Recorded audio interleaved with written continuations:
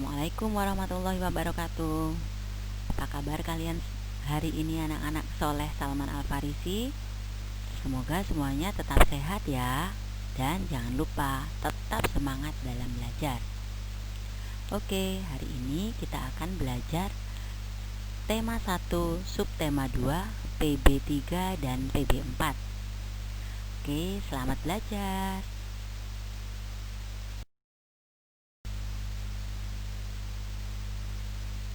Pembelajaran kali ini kita awali dengan belajar tentang indera pendengar manusia. Kalian semua pasti sudah tahu kan? Ya, betul. Indera pendengar manusia adalah telinga.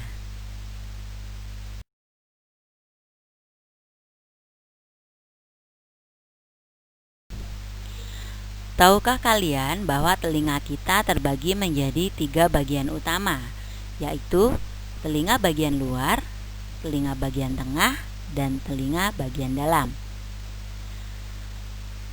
Telinga bagian luar terdiri atas daun telinga dan lubang telinga, atau juga bisa disebut dengan liang telinga. Telinga bagian luar ini berfungsi untuk menangkap dan meneruskan gelombang bunyi dari luar ke telinga kita. Yang kedua adalah telinga tengah. Telinga tengah ini terdiri atas gendang telinga atau bisa juga disebut dengan membran timpani, tulang-tulang pendengaran, dan saluran eustachius. Telinga tengah berfungsi untuk meneruskan getaran bunyi dari telinga luar menuju telinga dalam. Nah, sedangkan tulang-tulang pendengaran kita terdiri dari tulang martil, tulang landasan, dan juga tulang sanggurdi. Lalu ada saluran eustachius. Apa sih saluran eustachius itu? Saluran eustachius merupakan saluran yang menghubungkan telinga tengah dengan rongga mulut kita. Saluran eustachius ini berfungsi untuk menjaga keseimbangan tekanan udara yang ada dalam telinga kita.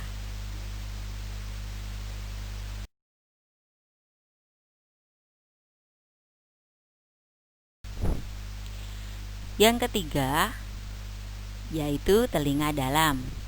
Telinga dalam terdiri atas tingkap jorong, rumah siput atau juga bisa disebut dengan koklea, dan 3 saluran setengah lingkaran. Telinga dalam berfungsi untuk mengantarkan getaran suara ke pusat pendengaran melalui saraf-saraf pendengaran yang ada pada otak kita. Yuk lihat gambar bagian-bagian telinga berikut ini.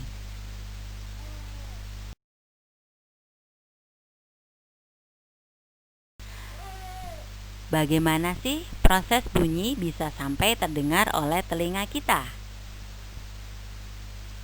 Awalnya, gelombang suara ditangkap oleh daun telinga menuju saluran telinga sehingga menggetarkan gendang telinga kita atau membran timpani. Dari gendang telinga dilanjutkan pada tulang-tulang pendengaran kita, yaitu tulang martil, tulang landasan, dan tulang sanggurdi. Dari tulang-tulang pendengaran dilanjutkan menuju rumah siput atau koklea. Lalu bunyi diteruskan menuju organ kortil dan terakhir yaitu menuju saraf-saraf pendengaran yang ada pada otak kita. Nah, dari situ suara dapat kita dengar sehingga kita juga dapat mendeteksi suara apa sih itu.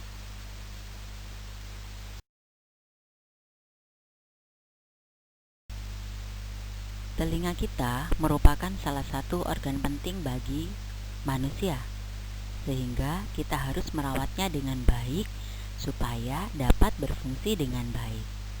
Secara alamiah, telinga mempunyai mekanisme perlindungan terhadap gangguan-gangguan dari infeksi kuman, yaitu dengan menghasilkan zat seperti lilin yang disebut dengan serumen. Apakah kalian tahu apa itu serumen? Serumen bersifat racun bagi kuman dan bakteri, serta bagi hewan-hewan kecil yang masuk ke telinga kita. Selain itu, serumen juga berfungsi menangkap debu, kotoran, maupun partikel-partikel kecil yang masuk ke dalam telinga kita. Serumen akan menumpuk pada telinga, lalu mengering dan akan keluar melalui lubang telinga. Nah, inilah yang disebut dengan kotoran telinga.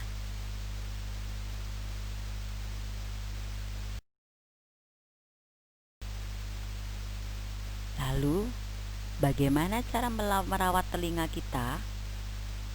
Yang pertama, hindari membersihkan telinga dengan menggunakan cotton bud, karena cotton bud dapat melukai dinding-dinding pada telinga kita. Yang kedua, jangan digaruk ya ketika terasa gatal.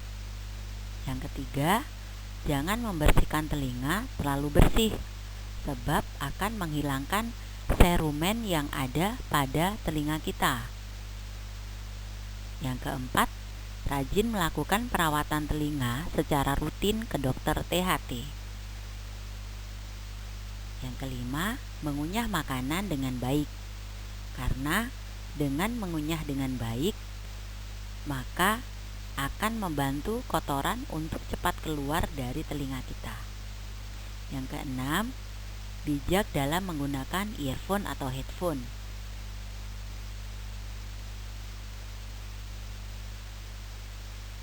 Nah, itulah tadi cara-cara merawat telinga kita supaya dapat berfungsi dengan baik.